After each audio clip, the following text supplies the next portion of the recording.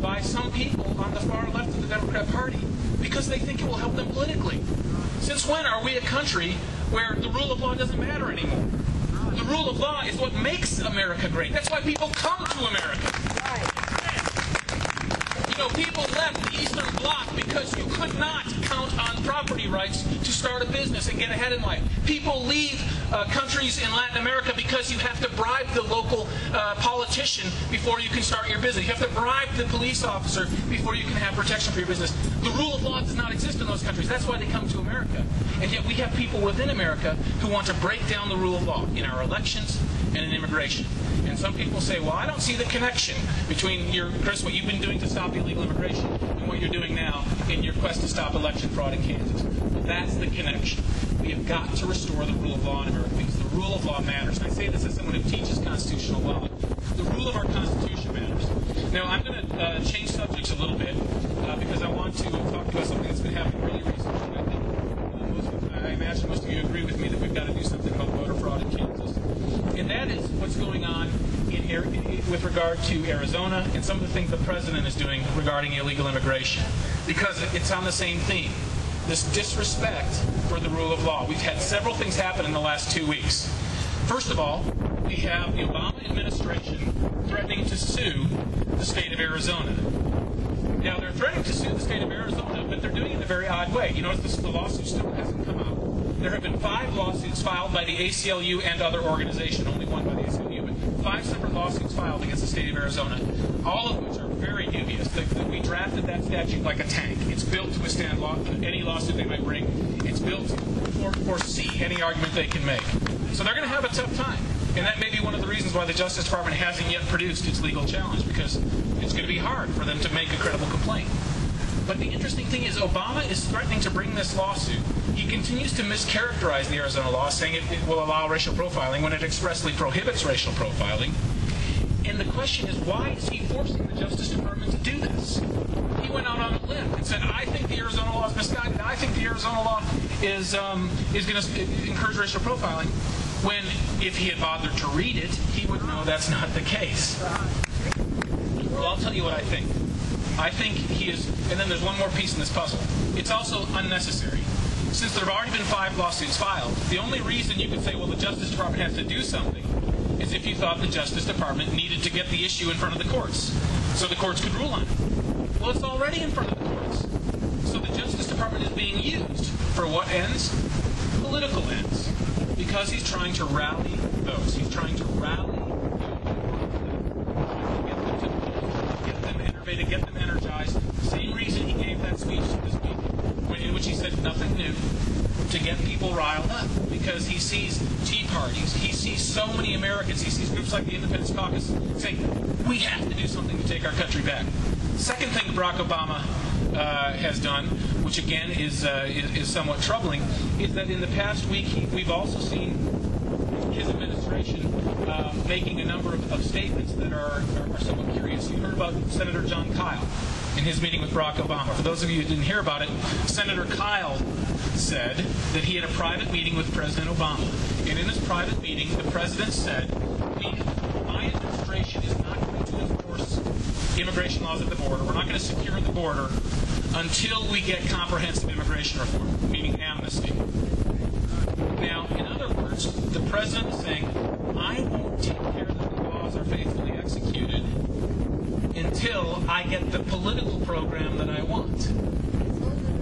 He's holding not just us hostage, he's holding the rule of law hostage. He's saying, I'm not going to enforce the rule of law. I'm going to instruct my cabinet not to enforce the laws until I get the amnesty that I want. He should read Article 2 of the U.S. Constitution, Section 3, which includes the words, take care that the laws be faithfully executed. That is the president's responsibility. I bet if he reads the whole thing. Yeah, he ought to read the whole Constitution. In fact, every member of Congress ought to be required to do it before they're allowed to take office. But that's another issue. But the president, in making that statement, is saying, I don't see my obligation to take care of the laws are faithfully executed. I see my obligation is to enforce the laws I want to enforce. Yep. Does that sound like a free constitutional republic? No. No, that sounds kind of like what dictators in some countries say. Oh, we've got all kinds of laws, and I will enforce the laws that I choose.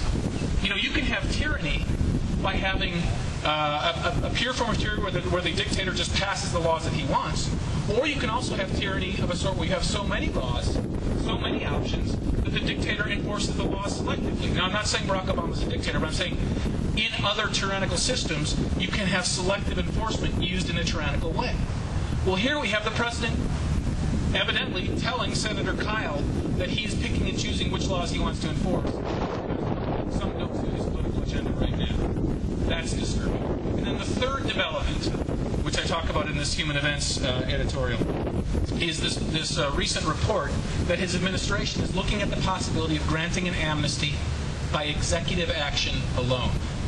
Yeah. The way they would do this is they would take something that's called parole. Parole is what you use for humanitarian reasons when someone's illegally in the country or they've overstayed their visa. For example, it's a tourist visa.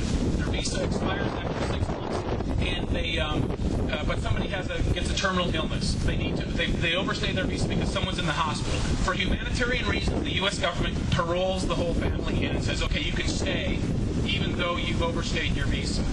That's a humanitarian concern. But where Barack Obama what his administration is reportedly considering, is paroling all of the illegal aliens into the United States and therefore giving them legal status by executive action. The parole is inevitable. It will be for any amount of time. Now, but bear in mind, the way the statutes are written, parole can't be done that way. Parole is clearly intended, was created by Congress as a one-on-one, one-by-one basis. In other words, you only parole one person at a time. He's talking about an en masse parole of millions of people, potentially for people in the administration who are looking at it. If they did that would be so lawless. It would, number one, violate the clear intent of Congress in creating the parole statute. But number two, it would seize power from the legislative branch. Granting an amnesty. That's what Congress did with the Citizens Missouri Act in 1986. But only Congress can restructure the legal rights of millions of people in one swoop like that. The president can't do it. That would be an unprincipled assertion of executive power and an unconstitutional assertion of executive power. So my point is to show you that there are a lot of things going on in this administration that are very troubling. And that is why we must take our country back in 2010. It is absolutely essential. We've got to do it. Part of it involves taking back at least one House of Congress, hopefully two.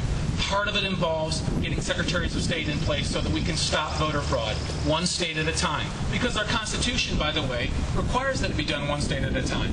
The time, place, and manners of elections are supposed to be determined by the states. So we in Kansas are going to take some reasonable steps to stop voter fraud. We're going to require proof of citizenship when people register to vote. Yeah.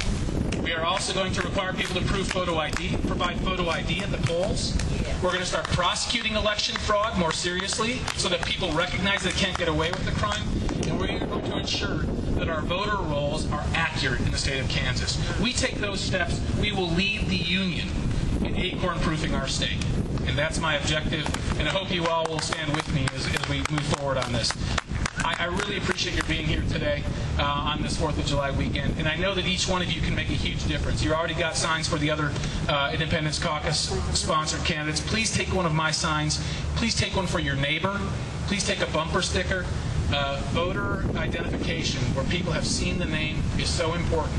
Just a group of people, 20 people, can make a huge difference. Just by getting out, putting signs in their yard, putting signs in other people's yards with their permission, of course, putting bumper stickers on. Yeah, don't do that. Bumper stickers on your car. Just get the word out, because you can make a huge difference within your sphere of influence. If you want to do literature drops, going door to door, distributing literature of Independence Caucus and group candidates, you can make a huge difference in that regard as well. So I encourage you, each of you, to think, okay, what can I do to help move the ball forward and help take this country back?